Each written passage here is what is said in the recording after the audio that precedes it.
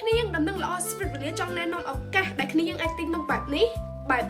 មកហូបចេះហើយទទួលបាន discount រហូតដល់ 80% និយាយរួមទៅចំណេញមែនតើបានសំលុយផងហើយបានហូបនំឆ្ងាញ់ទៀតវិធីសាស្ត្រគឺងាយស្រួលមែនតើគ្នាយើងគ្រាន់តែ download app Umami អត់គិតថ្លៃ free ហើយ app នេះគឺជា first rescue app នៅខ្មែរយើងហ៊ានទី2គ្នាយើងគ្រាន់តែអស់មើលមកហូបនំភេសជ្ជៈណាដង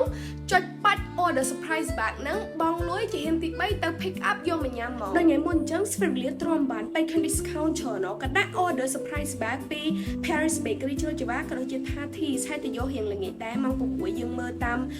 ម៉ោងដែលគេដាក់ណាអាចទៅ pick up ម៉ោងប៉ុន្មានហើយកុំភ័យថានំម្ហូបនឹងអត់ fresh អីចឹងយកមកគឺនៅតែ fresh នៅតែឆ្ងាញ់នេះគឺថាល្អមែនតើឥឡូវនេះជាពិសេសសម្រាប់ fan page ស្វីលាដែល download app Umami ហ្នឹងអាចបញ្ចូល promo code ស្វីលាទៅបន្ទាប់មកយើងនឹងទទួលបានការបញ្ចុះតម្លៃរហូតដល់$2ហើយសម្រាប់ surprise bag ដែលមានតម្លៃក្រោម$2ហ្នឹងយើងគ្រាន់តែបង់15 សេនគឺបានហើយជិះកុំភ្លេចសាកទាំងអស់គ្នាណា